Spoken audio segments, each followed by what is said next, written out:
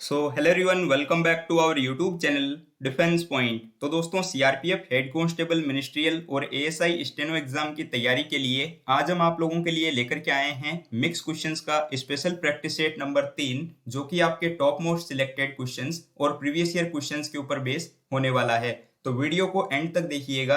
और दोस्तों, अगर आप लोगों ने हमारे पहले के 2 प्रैक्टिस सेट चेकआउट नहीं किए हैं तो उनकी भी लिंक आपको वीडियो के डिस्क्रिप्शन बॉक्स में दी गई है, तो आप लोग उनको भी देख सकते हैं। तो चलिए शुरू करते हैं आज का ये वीडियो बिना किसी देरी के। तो देखिए, पहला प्रश्न जो कि आपको दिया गया है कि पृथ्वी जो कि सूर्य के चारों ओर घूमती है, इस सिद्धांत को पेश करने वाले पहले व्यक्ति कौन थे? तो आपके पास ऑप्शंस हैं अल्बर्ट आइंस्टीन, गैलीलियो, कोपरनिकस या फिर न्यूटन।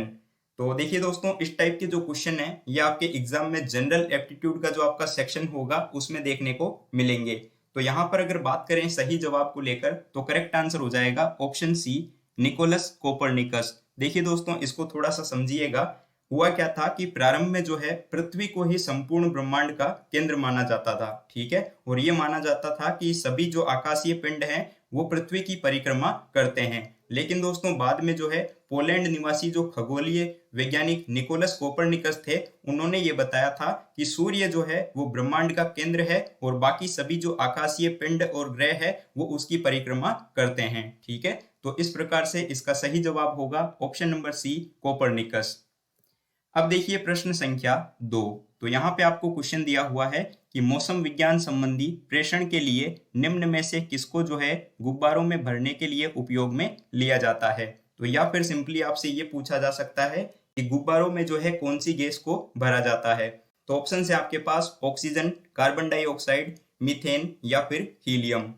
तो यहाँ पे इसका सही जवाब होगा ऑप्शन नंबर डी, हीलियम। देखिए, हीलियम गैस जो होती है ना, ये आपके सभी गैसों की तुलना में हल्की होती है, ठीक है। और ये जो है काफी ऊंचाई तक गुब्बारा इसकी वजह से जा सकता है। तो इसीलिए जो है हीलियम गैस को मौसम संबंधी प्रेषण के लिए गुब्बारों में भरने के लिए यूज में लिया जाता है। तो उम्मीद करता हूं कि क्वेश्चन को आप लोग समझे होंगे। और दोस्तों, इसी वीडियो सीरीज में आगे बढ़ने से पहले मैं आप लोगों को बताना चाहूंगा अनअकैडमी के बारे में।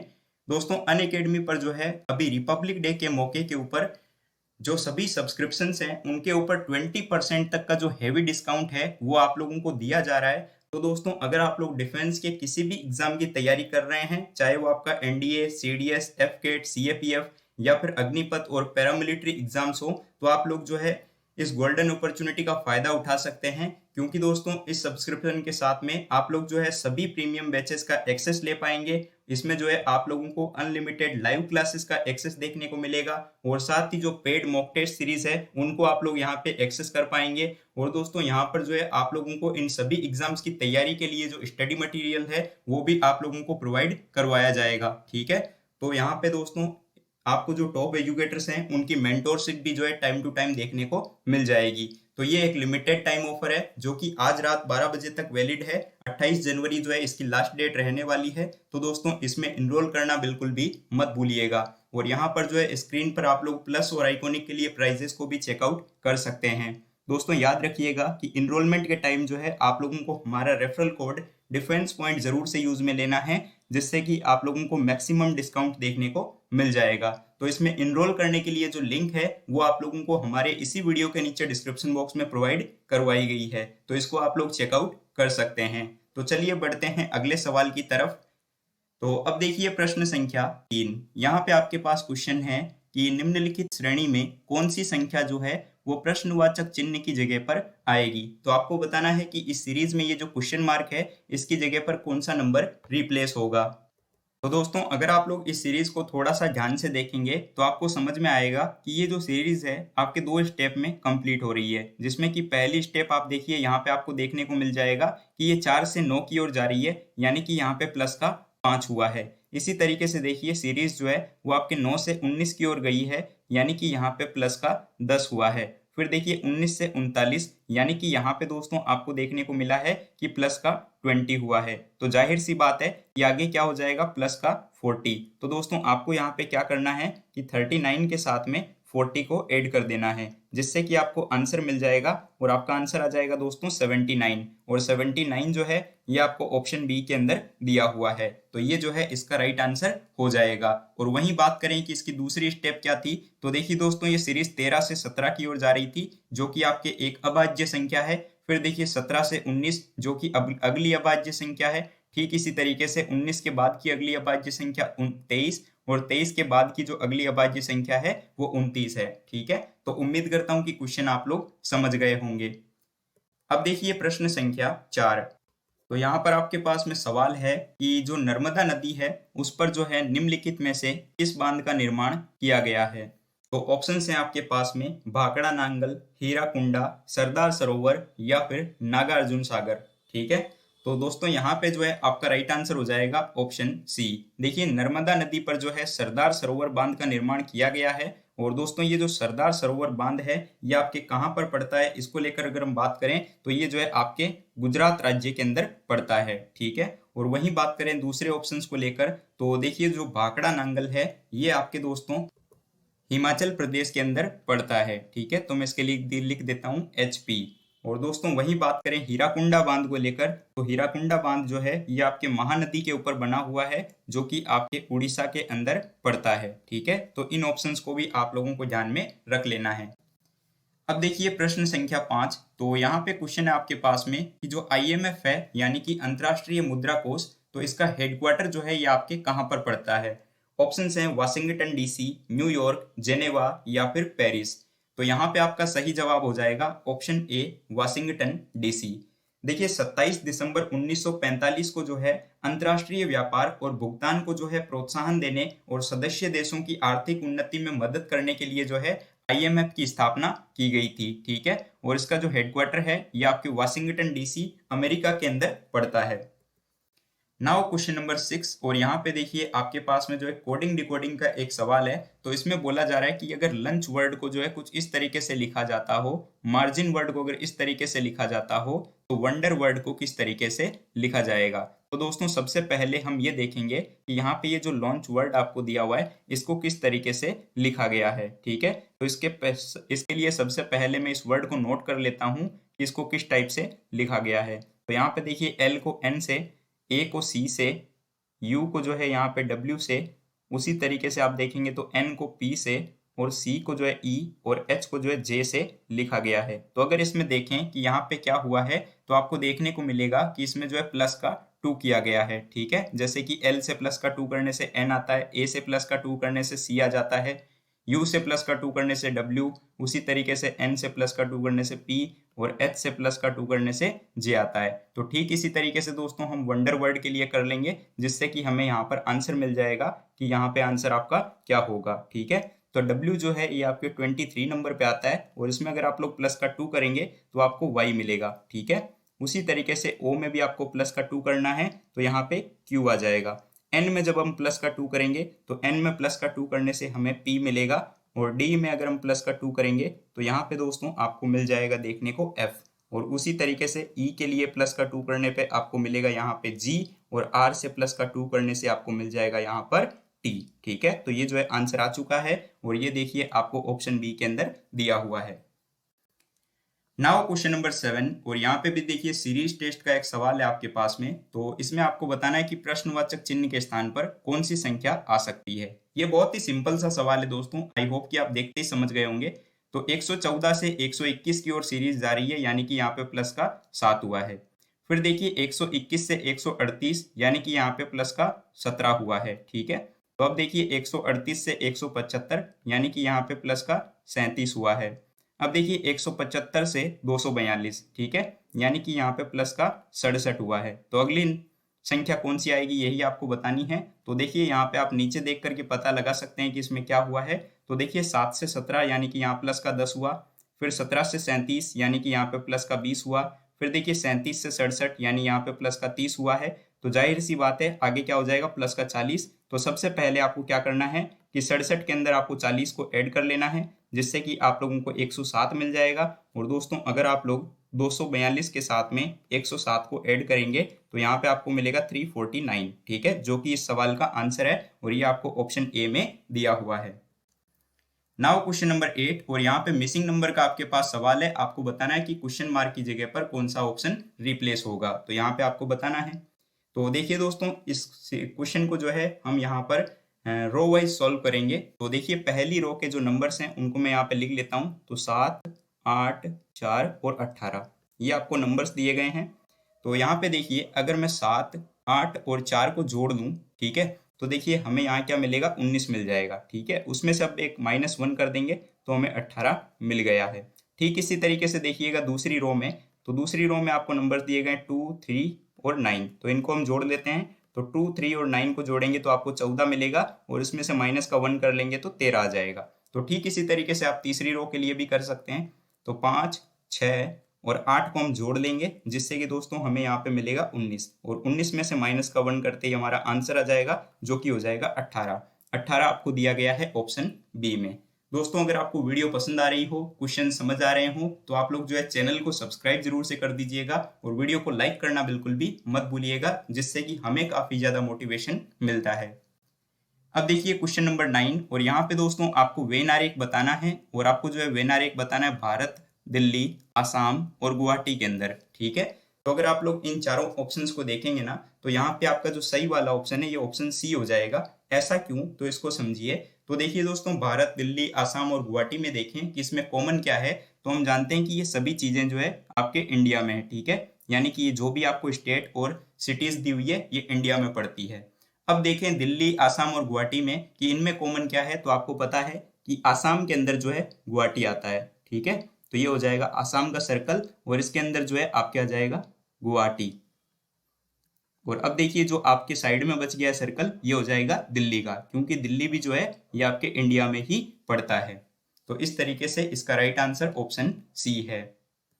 अब देखिए 10वां सवाल, और यहाँ पर आपको जो है मैथ्स का एक सवाल दिया हुआ है इंटरेस्ट के चैप्टर का। तो इसमें बोला जा रहा है कि सुनीता जो है किसी निश्चित अवधि के बाद 20,400 रुपये प्राप्त करने के लिए 12,000 की राशि को जो है 10% पर साधारण ब्याज पर जो है निवेश करती है। तो उपरोक्त राशि प्राप्त करने के लिए वह कितने वर्ष के लिए जो है निवेश प्राप्त करेगी, ये पूछा गया है। तो देखिए दोस्तों, जो सबसे पहले चीजें आपको दी गई है उनको आप लिख लीजिए। तो यहाँ पे देखिए प्रिंसिपल अमाउंट जो है आपके पास में, यानी कि मूलधन, ये आपको दिया हुआ है 12,000। ठीक है, जो आपको रेट दी गई है ये दोस्तों आपको दे दी गई है यहाँ पे 10%, और आपके पास में जो है यहाँ पर मिश्र धन भी दिया हुआ है। तो मिश्र धन कितना है, तो आप देखेंगे तो मिश्र धन जो है यहाँ पे आ गया आपके पास में 20,400। तो जो चीजें दी हुई थी इनको हम लिख लिए सबसे पहले। अब देखिए, क्योंकि हम जानते हैं कि simple interest is equal to क्या होता है, ठीक है, तो simple interest is equal to होता है PRT अपॉन 100, यानी कि मूलधन गुणा दर गुणा समय बट्टा 100। ठीक है, तो यहाँ पे देखिए कि अगर मैं देखूं कि सिंपल इंटरेस्ट कैसे निकालेंगे, तो फॉर्मूला भी मैं यहाँ पे लिख देता हूँ जिनको नहीं पता है। ठीक है, तो ये हो जाएगा PRT बटे 100। तो यहाँ पे देखिए सिंपल इंटरेस्ट क्या होता है, तो सिंपल इंटरेस्ट हम जानते हैं मिश्र धन माइनस मूलधन होता है। तो मैं यहाँ पे क्या कर दूंगा, मिश्र धन में से माइनस कर दूंगा मूलधन। तो मिश्र धन है मेरा 20,400, तो उसमें से मूलधन को घटा देंगे यानी कि 12,000, और इज इक्वल टू में आपका क्या आ जाएगा, मूलधन हमें पता है 12,000 दिया हुआ है, आर की वैल्यू आपके पास में 10 है, और टी आपको यहाँ पे निकालना है, और बट्टे में आपके पास में 100 है। ठीक है, तो इस इक्वेशन को हम सॉल्व करेंगे या फिर इस वैल्यू को सॉल्व करेंगे। तो यहाँ पे देखिए टी की वैल्यू क्या आ जाएगी, तो ये यहाँ पे माइनस हो जाएगा, तो बचेगा आपके पास में 8,400 गुणा में आ जाएगा 100। ठीक है, और बट्टे में आपके पास क्या रहेगा, तो बट्टे में रहेगा आपके पास में 12,000 गुणा 10, और जब इसकी वैल्यू को आप सॉल्व करेंगे तो टाइम जो है आपके पास में 7 वर्ष आएगा। तो ये जो है इसका सही जवाब है, जो कि आपके पास ऑप्शन डी में है। अब देखिए 11वां सवाल, और यहाँ पे दोस्तों देखिए आपको क्या सवाल दिया हुआ है कि एक बाइक का जो है मालिक लगातार 3 वर्षों तक क्रमशः जो है 64 रुपये, 80 रुपये और 320 रुपये प्रति लीटर के हिसाब से जो है पेट्रोल को खरीदता है। ठीक है, और यदि वह पेट्रोल खरीदने के लिए हर वर्ष लगभग 32,000 रुपये खर्च करता हो, तो पेट्रोल का जो है प्रति लीटर औसत मूल्य क्या होगा, यानी कि एवरेज प्राइस क्या होगी पर लीटर पेट्रोल की, ये आपको बतानी है। तो देखिए दोस्तों, पहले वर्ष के अंदर हम देखेंगे कि पेट्रोल की कुल खपत कितनी हुई है। ठीक है, तो फर्स्ट ईयर के अंदर हम देखेंगे कि पेट्रोल कितना लगा। तो फर्स्ट ईयर में दोस्तों आपका क्या हो जाएगा, 32,000। ठीक है, क्योंकि देखिए हर वर्ष 32,000 खर्च हो रहा है, तो पहले वर्ष में 32,000 बट्टे कितना आ जाएगा, 64, क्योंकि आपको दिया हुआ था कि 3 वर्षों तक लगातार क्रम से 64, 80 और 320। तो पहले वर्ष का कितना आ जाएगा, डायरेक्ट कट जाएगा, ये आपके पास में 500 लीटर आ जाएगा। ठीक है, तो ये आपके पास में आ गया पहले वर्ष का 500 लीटर। सेकेंड ईयर का हम निकाल लेते हैं, तो सेकेंड ईयर का क्या होगा दोस्तों, 32,000 बट्टे, अब दूसरे वर्ष में कितना 80 बोला है ना, तो 80 हो जाएगा, और इज इक्वल टू में ये आ जाएगा आपके पास में 400 लीटर। ये भी आपके डायरेक्ट सॉल्व हो गया। अब देखिए थर्ड ईयर का भी हम इसी तरीके से निकालेंगे, तो थर्ड ईयर का निकालो, तो थर्ड ईयर में देखिएगा 32,000 बट्टा इस बार 320 बोला है, ठीक है, तो ये आ गया आपके पास में 100 लीटर। इतनी बात समझ में आई। अब देखिए आपको बोला गया था कि पेट्रोल का जो है प्रति लीटर औसत मूल्य कितना होगा, ठीक है ना, तो औसत मूल्य यानी कि एवरेज प्राइस हम निकाल लेते हैं, तो एवरेज प्राइस इक्वल टू हो जाएगा 3 वर्ष का 32,000 के हिसाब से, ठीक है ना, और बट्टा में आ जाएगा क्या, हम इनको जोड़ लेंगे 500, 400 और 100 को, तो ये हो जाएगा 500 प्लस 400 प्लस 100। इस टाइप का क्वेश्चन एग्जाम में आया हुआ है ऑलरेडी, याद रखिएगा। तो ये हो जाएगा 96,000, ठीक है, और बट्टा में आ जाएगा आपके पास में 1000। तो देखिए दोस्तों डायरेक्ट वैल्यू सॉल्व हो गई, 96 यहाँ पे आंसर आ जाएगा, और 96 रुपीज आपको ऑप्शन डी में दिया हुआ है। अब देखिए 12वां सवाल, और यहाँ पे आपके पास में सवाल है कि कौन सा यंत्र जो है वो विद्युत यानी कि बिजली को उत्पादित करता है। ऑप्शन है डायनेमो, वोल्टामीटर, संचारी या फिर इलेक्ट्रोग्राफर। तो सही जवाब है यहाँ पर आपका ऑप्शन ए डायनेमो। देखिए डायनेमो एक ऐसा यंत्र होता है जो कि यांत्रिक ऊर्जा को विद्युत ऊर्जा के अंदर बदल देता है, और ये जो है विद्युत चुंबकीय प्रेरण के सिद्धांत पर काम करता है।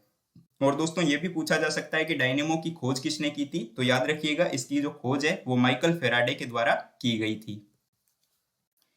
अब देखिए 13वां सवाल, तो यहाँ पे आपके पास क्वेश्चन है यदि व्हील वर्ड को जो है कुछ इस तरीके से लिखा जाए, लोअर वर्ड को कुछ इस तरीके से लिखा जाए, तो टेक्नो को किस टाइप से लिखा जाएगा। काफी अच्छा सवाल है, काफी अच्छा कॉन्सेप्ट है, ध्यान से समझिएगा, इंपॉर्टेंट हो जाता है। तो यहाँ पे आपको बोला गया है कि एक वर्ड है आपके पास में VEAL, ठीक है, जिसको कि लिखा गया है यहाँ पर 4, 4, 8 और 3 के द्वारा, ठीक है। तो अगर हम इसमें देखें कि यहाँ पे क्या हुआ है, तो देखिए दोस्तों हम जानते हैं कि V जो है एक कॉन्सोनेंट है और ये 22 नंबर पे आता है, ठीक है। तो अगर हम 2 और 2 को जोड़ लेते हैं ना, तो 2 और 2 को जोड़ने से आपको 4 मिल जाता है, ठीक है। उसी तरीके से देखिएगा E जो है ना, ये एक वोवल है, ठीक है, क्योंकि हम जानते हैं कि 5 वोवल होते हैं, A, E, I, O और U, ये वोवल्स होते हैं। तो E के ऑपोजिट क्या आता है, तो E के ऑपोजिट आता है V, ठीक है, और V का अल्फाबेटिक नंबर है 22, तो इसमें भी आपको क्या करना है, 2 और 2 को 4 जोड़ के कर लेना है, ठीक है। यानी कि आपको क्या करना है, सिंपल सी बात यह है कि कॉन्सोनेंट का जो अल्फाबेटिक नंबर है उनके जो नंबर्स है उनको आपस में जोड़ लेना है, और जो आपको वोवल्स दिख रहा है उस वोवल के ऑपोजिट में जो आपके लेटर आता है उसका जो नंबर है ना वो आपको जोड़ के लिखना है। ठीक इसी तरीके से समझिए, यहाँ पर फिर से देखिए ए एक वोवल है, तो ए के ऑपोजिट क्या आता है, जेड आता है, और जेड का नंबर कितना होता है यहाँ पर 26 होता है, ठीक है। तो 26 होता है, यानी कि 6 और 2 को ऐड करेंगे तभी 8 आएगा। और एल जो कि आपके ऑलरेडी एक कॉन्सोनेंट है और एल आता है 12 नंबर पे, तो 2 और 1 को जोड़ेंगे तो 3 आ जाएगा। तो इसी तरीके से आपको टेक्नो के लिए करना है, तो देखिए TECHNO टेक्नो दिया हुआ है ना, तो टी जो है आपके 20 नंबर पे आता है, तो 2 और 0 को जोड़ेंगे तो 2 आएगा। अब देखिए ई जो है एक वोवल है, तो ई के ऑपोजिट क्या आता है, वी आता है, और वी का नंबर होता है 22, ठीक है, तो 2 और 2 को जोड़ेंगे तो 4 आ जाएगा। सी आपके 3 नंबर पे आता है, तो इसको डायरेक्ट 3 लिख दिया जाएगा। एच जो है आपके 8 नंबर पे आता है, तो इसको भी एज इट इज 8 लिख दीजिए। एन जो है ये 14 नंबर पे आता है, तो 4 और 1 को जोड़ेंगे तो 5 आ जाएगा, ठीक है। और ओ एक वोवल है, और ओ के ऑपोजिट आता है एल, एल का नंबर होता है 12, तो उसको जोड़ेंगे तो 3 आ जाएगा, ठीक है, 2 और 1 को जोड़ने से 3। तो आंसर हो गया आपका 2, 4, 3, 8, 5, 3, ठीक है, जो कि आपको ऑप्शन डी में दिया हुआ है। नाउ क्वेश्चन नंबर 14, और यहाँ पे दोस्तों आपको बताना है कि जिस प्रकार YWU का रिलेशन SQO के साथ है, MKI का रिलेशन किसके साथ होगा, ठीक है। तो चलिए हम देख लेते हैं कि यहाँ पे ये जो YWU दिया हुआ है इसका रिलेशन यहाँ पे जो है SQ और O के साथ में इस प्रकार है। तो दोस्तों आप लोग यहाँ पे देखेंगे कि इसमें माइनस का 6 हो रहा है, Y से S में, W से Q में भी माइनस का 6, और U से O में भी माइनस का 6 हो रहा है। तो ठीक इसी तरीके से आपको M के I में करना है। तो M आपका 13 नंबर पे आता है, तो उससे माइनस का 6 कर लीजिए, 7 आएगा, 7 नंबर पे G आता है। K से माइनस का 6 करेंगे तो 5 आएगा, 5 आएगा, तो यानी कि E, ठीक है। I से माइनस का 6 कर लीजिए, तो I 9 नंबर पे आता है, माइनस का 6 करेंगे तो 3 आएगा, 3 नंबर पे C आता है। तो GEC इसका सही जवाब है, जो कि ऑप्शन ए में दिया गया है।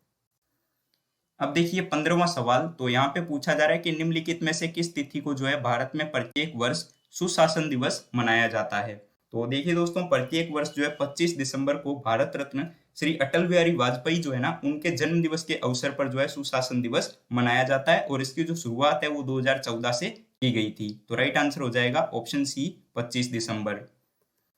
अब देखिए 16वां सवाल, तो यहाँ पे आपको बोला जा रहा है कि 4 अक्षर समूह आपको दिए गए हैं, जिनमें से 3 जो है ना वो किसी ना किसी प्रकार से समान है और एक इनमें से असंगत है। तो असंगत वाला अक्षर समूह कौन सा है, ये आपको चेक करके बताना है। तो इसमें जो है हम one by one option wise check करेंगे। तो देखिए पहला ऑप्शन दिया हुआ है USPL, ठीक है। तो इसमें अगर आप देखें यहाँ पे क्या हुआ है, तो U से S में माइनस का 2 हुआ है, S से P में यहाँ पे आप देखेंगे तो माइनस का 3 हो रहा है, और P से L में यहाँ पे माइनस का 4 हो रहा है। उसी तरीके से हम देखेंगे ऑप्शन बी के लिए, तो MKHD ये आपको दिया हुआ है ना, तो इसमें देखिए M से K यानी यहाँ पे भी माइनस का 2 हुआ है, K से H यानी यहाँ पे माइनस का 3 हुआ है, और H से D यानी यहाँ पे माइनस का 4 हुआ है। अब देखिए तीसरा ऑप्शन YWTP, तो देखिए Y से W यानी यहाँ माइनस का 2, W से T यानी यहाँ माइनस का 3, और T से P यानी यहाँ पे माइनस का 4। अब देखिए एक ही ऑप्शन बचा PMJG, तो इसमें अगर देखा जाए क्या हुआ है, तो P से M में माइनस का 3, M से J यानी यहाँ भी माइनस का 3, और J से G यानी यहाँ भी माइनस का 3। तो ऑप्शन डी अलग हो जाएगा, क्योंकि इसमें सब में माइनस का 3 हो रहा है, जबकि बाकी ऑप्शंस में -2, -3 और माइनस का 4 हो रहा है, ठीक है। अब देखिए 17वां सवाल, तो यहाँ पे क्वेश्चन है कि भारत और पाकिस्तान के मध्य जो है सीमा निर्धारण का कार्य किसने किया था। तो देखिए दोस्तों, भारत और पाकिस्तान की जो सीमा का नाम है ना, वो रेडक्लिफ लाइन है, जो कि ब्रिटिश वकील सर सिरिल रेडक्लिफ से प्रेरित है, ठीक है। और ये इसकी जो आधिकारिक घोषणा है वो 17 अगस्त 1947 को की गई थी। तो राइट आंसर हो जाएगा option B, Radcliffe. Now question number 18, और यहाँ पे क्वेश्चन है कि अंतर्राष्ट्रीय महिला दिवस जो है कब मनाया जाता है। तो दोस्तों याद रखिएगा कि अंतर्राष्ट्रीय महिला दिवस जो है प्रत्येक वर्ष 8 मार्च को मनाया जाता है। तो सही जवाब होगा ऑप्शन ए। और ये किस लिए मनाते हैं, तो अंतर्राष्ट्रीय महिला दिवस को जो है मनाने का मुख्य उद्देश्य जो है महिलाओं के अधिकार को बढ़ावा देना होता है, ठीक है। अब देखिए 19वां सवाल, तो दोस्तों आप लोगों ने ऑप्शन में जो है हिंदी या इंग्लिश में से भी कोई लैंग्वेज चूज की होगी, तो मैं यहाँ पर इंग्लिश के कुछ क्वेश्चंस करवा देता हूँ। तो देखिए यहाँ पर जो है आपको वन वर्ड सब्स्टिट्यूशन बताना है। तो यहाँ पे देखिए आपको सेंटेंस दिया हुआ है कि a person who rides in horse races specially as a profession, ठीक है। यानी कि एक ऐसा इंसान जो कि हॉर्स राइडिंग करता हो हॉर्स रेसेस में एज ए प्रोफेशन, तो उसको किस नाम से जाना जाता है। तो ऑप्शंस हैं जॉकी, चौफर, चैंपियन या फिर काउबॉय। तो यहाँ पे आपका सही जवाब हो जाएगा ऑप्शन ए, जॉकी, क्योंकि जॉकी का मतलब होता है घुड़सवार, या फिर जो पेशेवर घुड़सवार होते हैं उसके लिए जॉकी बोला जाता है। वहीं देखिए चौफर यानी कि अंगूठी होता है, अंगीठी सॉरी, और उसी तरीके से चैंपियन यानी कि विजेता होता है, और काउबॉय यानी कि आपको पता ही है कि जो गोपाल वगैरह होते हैं उनके लिए काउबॉय बोला जाता है। नाउ क्वेश्चन नंबर 20, तो यहाँ पे दोस्तों आपको एंटोनियम बताना है फाइनाइट वर्ड के लिए। तो सबसे पहले फाइनाइट का मीनिंग समझ लीजिए। तो फाइनाइट का मतलब होता है नियम, नियत या फिर सीमित, ठीक है। जो चीज आपके लिमिटेड हो उसके लिए बोला जाता है नियत या फिर सीमित, और इसके लिए इंग्लिश में बोलते हैं हम यहाँ पे फाइनाइट। तो यहाँ पे एंटोनियम बताना है, तो देखिए एंटोनियम जो है इनमें से हो जाएगा ऑप्शन डी, एंडलेस, क्योंकि जिस प्रकार फाइनाइट यानी कि नियत या फिर सीमित होता है, इसी तरीके से एंडलेस यानी कि हो जाता है असीमित, जिसकी कोई सीमा ना हो। और बाकी ऑप्शंस को लेकर बात करें तो फिनिश यानी कि समाप्त करना होता है, बाउंड यानी कि विवश करना होता है, और लिमिटेड यानी कि आप लोग जानते हैं सीमित होता है, ठीक है। तो आई होप कि आपको सारे क्वेश्चन समझ आ गए होंगे। तो दोस्तों अब एक क्वेश्चन आप लोगों के लिए क्वेश्चन फॉर यू सीरीज में, और यहाँ पर जो है आपको सिनोनियम बताना है कि प्लीजेंट वर्ड का सिनोनियम क्या होगा, ठीक है। 4 ऑप्शंस आपके पास में है, तो जो भी इसका राइट आंसर है वो आप लोग इस वीडियो के नीचे कमेंट बॉक्स में कमेंट करिएगा।